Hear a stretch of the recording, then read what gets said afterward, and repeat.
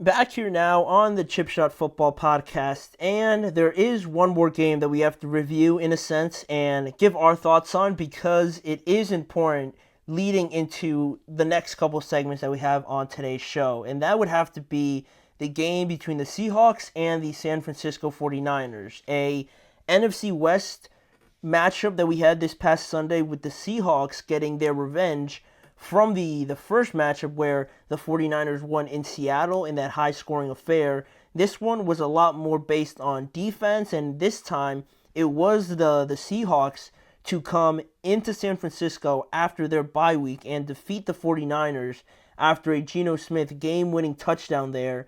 And that win for the Seattle Seahawks pushed the Seahawks back into the division race with a 5-5 record now, while San Francisco also goes to 5-5, but they take a big hit, in my opinion, to their playoff chances going forward. And I have more on that as we move on. But more on Seattle, right? They needed that win badly after starting, pretty well the season overall with a little win streak there to start off. Then they get into a big rut as the year goes on, and then they head into their bye week after two very tough losses to the Rams in overtime, which was a crusher, and then they get blown out by the Bills the following week before they go into their bye week. So they needed this win just from a morale standpoint, and also to even up that playoff race, because now there's a three-way tie for second place, right? The Cardinals are leading that division, but the Rams, the 49ers, and the Seahawks are all 5-5. So it was huge for the Seahawks to make everything, an even playing field going into the rest of the season. Also, this win for the Seahawks snaps a six-game losing streak they had going into this game against the 49ers. They lost the last six games to San Francisco. So this was a win just in this personal battle to get the monkey off of your back in a sense, and finally beat this team after like 2.5 years now or something like that. So that was huge by their standpoint as well. But on San Francisco now a little bit more. Now, like I mentioned, they are tied with Los Angeles and with Seattle for second place, but technically the 49ers find themselves in last place because they're 1-3 in the division, which also those three losses, they've all had the 49ers leading in the fourth quarter by just by whatever lead. They've all, in those three games that they lost in the division, the 49ers have had fourth quarter leads in, and they've blown that opportunity in all of them. So obviously not a very good thing to have carry with you for the rest of the year, but also it kind of harps to that point about the big moments and them not necessarily executing or owning those big moments, right? It feels like those big moments have just each and every time or every other time have not worked out in the favor of the 49ers. And it's also that, but not finishing the game on defense when you have an opportunity to stop a potential game-winning drive, or on offense when you have to go down and score and you need points at certain points in the game, but you're unable to convert. And all those things, it's led to a very rocky and inconsistent season by the 49ers. Two words that I didn't think I would be associating with the 49ers this year, but this is where we are right now. This is the reality that the 49ers face. And on that point, the standout performances in this game, Brock Purdy wasn't really one of them. He had 159 yards for a touchdown and an interception. Christian McCaffrey had better numbers, but not a great game by his standards. He had 79 rushing yards on 19 carries. He added 4 receptions for 27 yards, but it was Juwan Jennings that led all receivers with 10 receptions and 91 yards and a touchdown in this game. Deebo Samuel only was limited to 4 catches for 22 yards, and Ricky Pearsall, after having a good game last week, finished with no receiving yards and no receptions in this game as well. But on the Seahawks side of things, a lot more positive, obviously. Geno Smith had 221 passing yards, but no passing touchdown. He did throw an interception and was sacked 4 times, but even that wasn't enough to defeat the Seahawks. Then you have Kenneth Walker scoring a rushing touchdown along with Geno Smith, and Jackson Smith and Jigba having a pretty quiet breakout season. He's having a great second year in the NFL. He follows another great performance by a fantastic one just on Sunday. 10 receptions, 110 yards, but no passing touchdowns, obviously. And DK Metcalf, too, added 70 receiving yards to that effort as well. But overall, how this game sort of panned out was usually, I think, how divisional games go in very competitive divisions. It's always back and forth. It's always a game that's relied with momentum and things like that, and getting things to fall your way, but also doing things to also, benefit you on your own. Getting turnovers, getting sacks, not beating yourself is huge in these division games. There's never really any gimmies, especially at this time of the year as well, where every game is tight. Everyone's jockeying for playoff spots. You can't take anything for granted. And not to say that the 49ers did, but it was definitely another performance where there was a lot left to be desired, I would say, for the 49ers. But on, the game and how it all played out, it was a pretty inefficient first half for both offenses because San Francisco led at halftime 7-6, even though there were some missed opportunities by Seattle. There was a turnover, an interception thrown by Brock Purdy.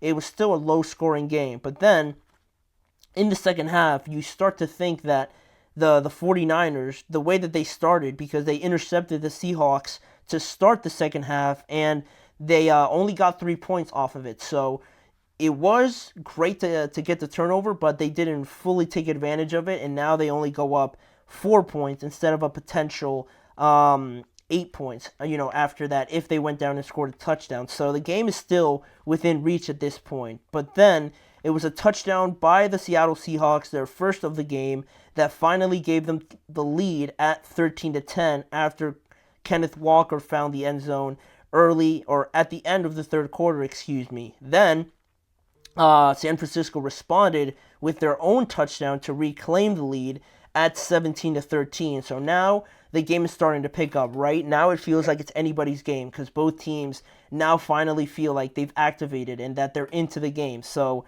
that's great. Watching it was 17-13 with 9 minutes and 33 seconds to go. Then in the fourth quarter, with about 9 minutes left, Seattle fails to convert on a 4th and 1 with about 4 minutes left. So you're kind of thinking or inching closer to that the Seahawks might have missed a big opportunity there to not only, cut it to 1, but missing an opportunity like that on 4th and 1 is pretty demoralizing. So you're kind of inching towards the fact that the Seahawks, or the 49ers, might win this game. But the 49ers punted right after that. They only ran 5 plays and only took off 1 minute and 10 seconds off of the play clock, or off of the clock just in general, right? So Geno and Seattle had about, what was it, like 3 minutes or 2 minutes and a half to go down and essentially score a touchdown. They're down 4 points, and that's exactly what they did. They put together an 11-play, 80-yard touchdown drive and only left the 49ers with 12 seconds on the clock when Geno crossed the end zone and, brought the Seahawks to a lead 20-17. And at that point, the 49ers don't really have much of an opportunity to do anything. So the Seahawks go into San Francisco and steal this game, which is a huge win, obviously, for Seattle to get back into the race and everything like that. But for San Francisco, they've been, like I said, they've been too all over the place this year. They've only had a 2-game win streak this year, and that was the 2 games previous to this last game against Seattle, where they defeated a depleted Tampa Bay overall team without Chris Godwin or without Mike Evans. That was the Tampa Bay team that they beat only by a last-minute field goal. So it was that game and also Dallas, which everyone's beating Dallas. So it doesn't really hold too much strength, strength of schedule, kind of relating it to college a little bit. So that's really the only win streak that they've been on. Everything else has been, a win here, but we lose. And then you lose a game, but you also, win the next one. It's been too hit or miss with them this year, and it's pretty hard to pinpoint a specific thing. One thing that I did see on an article that I was reading, or just a video that I was watching too, was that they're not getting as efficient play early in downs where the offensive line, and we're going to get more into it in the next segment, but basically the offensive line isn't as dominant as it was in previous years. The running game really isn't setting them up as it used to last year with how efficient Christian McCaffrey was and how they never really faced any third and longs or anything like that. So that's one thing, but of course we're going to rattle off a couple more in the next segment. But I am feeling panic, though. I am feeling a little bit more panic than I was assuming with this 49ers team because of the fact that they are 5-5, and the rest of their schedule is very difficult. The way that they've been playing, unless they drastically change it, I don't really love the next few games that they have here because they're going to play at Green Bay, and then they're going to go to Buffalo as well over their next two games. Then they have the Bears at home, the Rams at home, and then they have to travel to Miami before coming back to San Francisco to take on the Lions, and then finishing it off with a road trip to Arizona. So, they've already lost to Arizona. They're definitely going to lose to Detroit. The Rams, the Rams already beat them, and the Rams, I think I would say they're playing a little bit better. The Bills are playing better than them. Green Bay's, in just as a tricky situation as the 49ers. So there's not a lot of guaranteed wins here, and they're sitting, I think, 10th right now in the NFC to try and get a wild card spot. So you can't really afford more than two losses max out of the next 2, 4, 7 games. You have to win 5 of these games. It's going to be extremely tough. So I am worried a little bit. Not full panic, full red panic button yet, but my hand is kind of hovering over it a little bit. I didn't think I would say that about the 49ers, but I am starting to feel a bit worried. And why is that? Why is this year's 49ers team kind of teetering, or we're not really convinced by them? We're going to get to that in the next segment. And what happens if they do miss the playoffs, right? We're going to pinpoint the issues with what the 49ers have been dealing with this year, but if they do miss the playoffs, is Kyle Shanahan the main reason why, and should he be facing more scrutiny going forward? We're going to answer those questions when we return. You're watching the GSMC Chip Shot Football Podcast.